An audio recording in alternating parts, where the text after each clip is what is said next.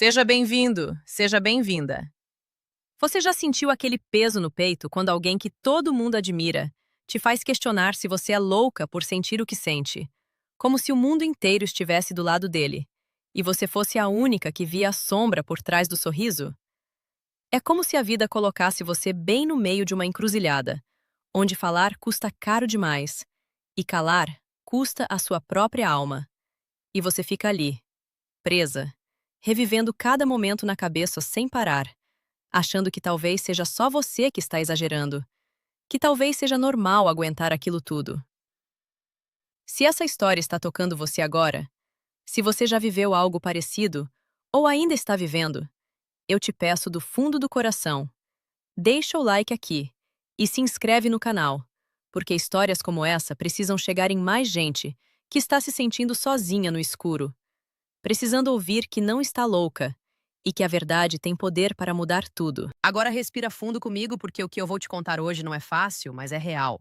É cru e pode ser exatamente o que você precisa para acreditar que ainda dá tempo de virar o jogo, que o limite está chegando e que algo grande está prestes a explodir.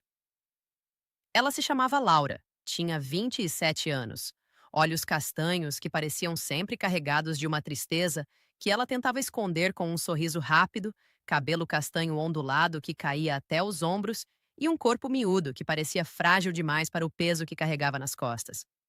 Laura veio de uma cidadezinha do interior de Minas, onde o sonho de todo mundo era sair dali e brilhar em São Paulo. E ela saiu sim, com uma mala velha e o coração cheio de esperança, achando que o mundo do entretenimento ia ser o lugar onde finalmente seria vista, valorizada, amada. Ela conseguiu um emprego de assistente pessoal de um dos maiores nomes da televisão brasileira, o ator Ricardo Mendes. Aquele cara que todo mundo parava na rua para tirar foto, o galã de novelas que aparecia em propaganda de perfume e que tinha milhões de seguidores babando por cada post dele. Ricardo era charmoso pra caramba. Voz grave, sorriso que desarmava qualquer um. E no começo, Laura achava que tinha ganhado na loteria da vida. Você já sentiu isso, né? Quando o ídolo vira chefe e você pensa que agora tudo vai ser diferente? Os primeiros meses foram mágicos na superfície. Ela acordava cedo, pegava o carro da produção, levava café preto sem açúcar exatamente como ele gostava, organizava a agenda lotada de gravações, entrevistas, eventos. Ricardo elogiava ela na frente de todo mundo. Dizia que era a melhor assistente que já tinha tido, que ela entendia ele como ninguém. Mas aos poucos, bem devagar, as coisas começaram a mudar. Primeiro foram os toques que duravam um segundo a mais do que o normal.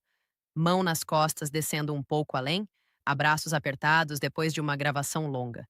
Laura sentia um frio na espinha, mas afastava o pensamento, pensando que era a paranoia dela, que ele era assim com todo mundo, que era o jeito carinhoso dele.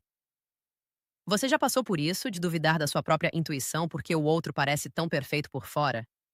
Aí veio a primeira noite que mudou tudo. Eles estavam em um hotel de luxo depois de um evento em Recife. Ricardo tinha bebido um pouco mais, a suíte era enorme, e ele pediu para ela ficar até tarde para revisar uns roteiros. De repente, ele estava perto demais, respirando no pescoço dela, dizendo que ela era especial, que merecia mais do que ser só assistente. Laura congelou, o coração batendo tão forte que parecia que ia sair pela boca. E quando ela tentou se afastar, ele segurou o braço dela com força suficiente para deixar marca. Ela saiu dali tremendo, trancou a porta do quarto dela e chorou até o amanhecer, se perguntando se tinha feito algo errado, se tinha dado motivo. No dia seguinte, ele agiu como se nada tivesse acontecido. Mandou flores para o quarto dela com um bilhete que dizia: "Desculpa o exagero, você é incrível." E ela, com medo de perder o emprego, do escândalo, da fama dele esmagar a dela, engoliu o choro e continuou. Mas o tempo foi passando, e os incidentes foram se acumulando como pedras numa mochila que ficava mais pesada a cada dia. Uma vez no camarim, durante uma pausa de novela, ele a encurralou contra a parede. Beijou ela à força, enquanto a mão dele subia pela saia, sussurrando que ninguém ia acreditar se ela contasse que ele era Ricardo Mendes, o rei da telinha. Laura conseguiu empurrar ele e saiu correndo, o gosto amargo na boca, o corpo todo tremendo. Ela ligou para a mãe naquela mesma noite, voz baixa para não acordar ninguém no hotel, e a mãe disse: "Filha, cuidado! Homem famoso é assim mesmo. Não vai destruir sua carreira por causa disso." Você já ouviu frases assim que te fazem se sentir ainda mais sozinha? Laura começou a guardar tudo.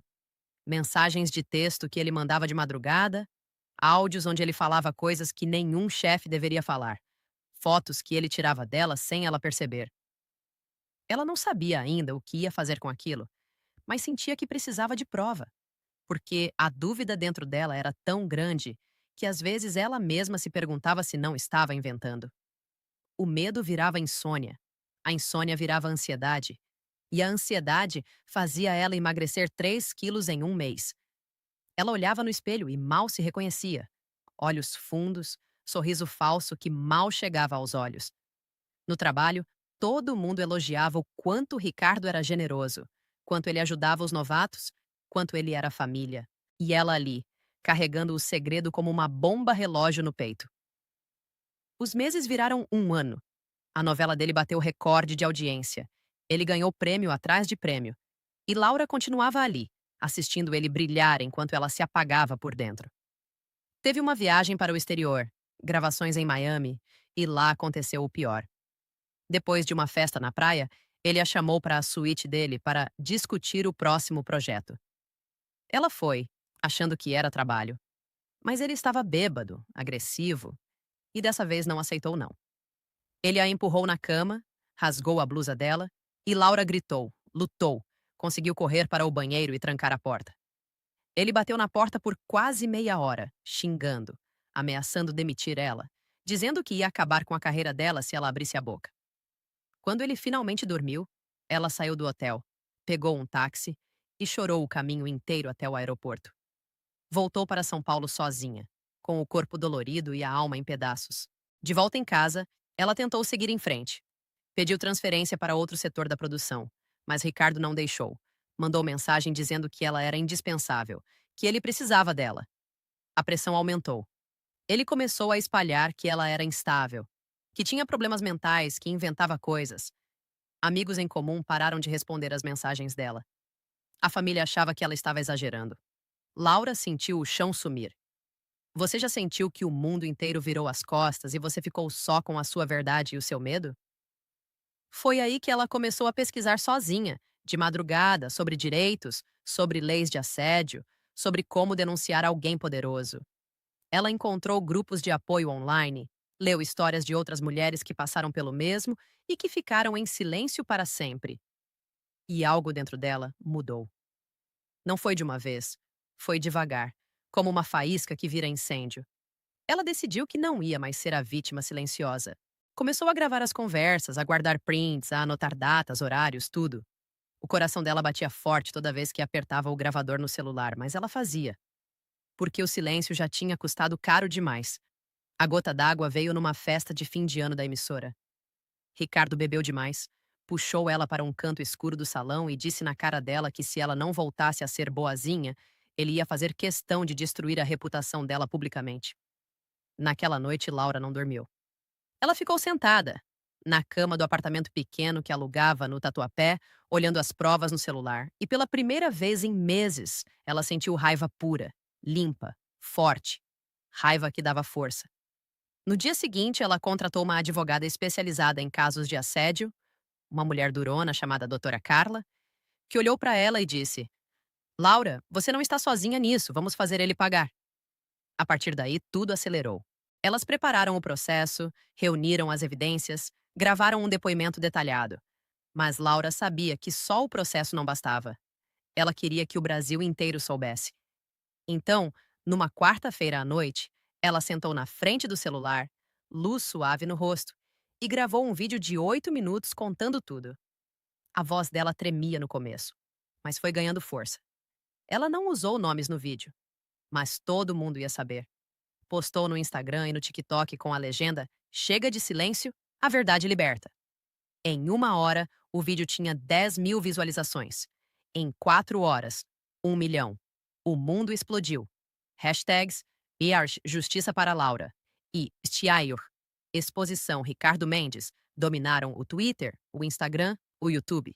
Mulheres de todo o Brasil começaram a mandar mensagens contando histórias parecidas com o mesmo homem.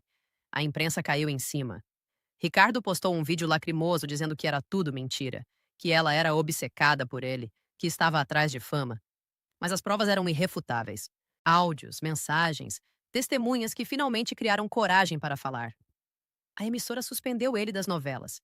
Patrocinadores começaram a cancelar contratos. O clímax veio no dia da audiência no tribunal. Laura entrou no fórum com o coração na boca, pernas tremendo, mas cabeça erguida. Ricardo estava lá, de terno caro, cercado de advogados, olhando para ela com ódio puro. Quando chegou a vez dela de falar, a sala ficou em silêncio absoluto. Ela contou tudo, com detalhes, sem chorar, com a voz firme que ela nem sabia que tinha. Mostrou os áudios, as mensagens, as marcas que ainda carregava na alma. O juiz ouviu tudo. Ricardo tentou interromper, gaguejar desculpas, dizer que era mal entendido. Mas a juíza, uma mulher de olhar afiado, mandou ele calar a boca. Naquele momento, Laura sentiu como se o peso de 2 anos inteiros saísse das costas dela.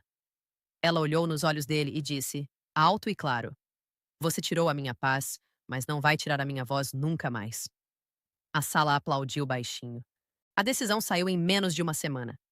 Ricardo foi condenado por assédio sexual, dano moral e psicológico. A indenização foi de R$ 1.800.000, além de retratação pública e proibição de se aproximar dela por 10 anos. Quando o advogado leu a sentença, Laura não conseguiu segurar as lágrimas.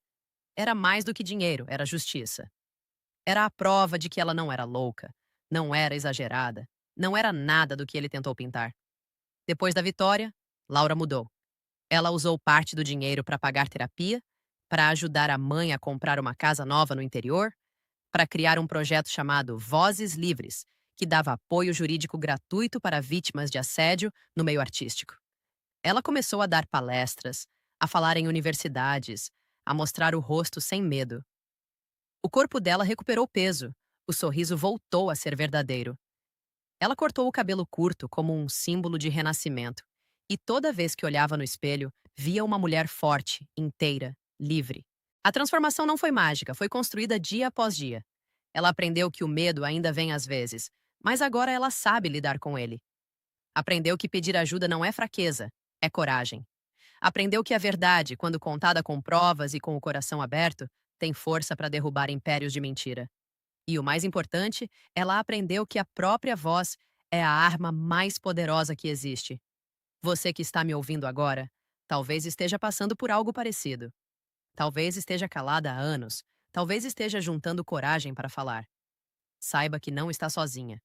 A história da Laura não é só dela.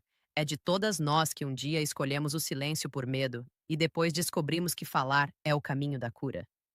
Agora me conta aqui nos comentários o que você achou dessa história. Se ela mexeu com você de alguma forma, se você já viveu algo parecido ou conhece alguém que viveu. Compartilha com aquela pessoa que precisa ouvir exatamente isso hoje. E me diz de onde você está assistindo. Se é de São Paulo, do interior, do Nordeste, do Sul, porque eu quero saber que essa mensagem chegou aí na sua casa, no seu momento. Você não está sozinha, nós estamos juntos nessa. A verdade sempre vence, e a sua voz importa.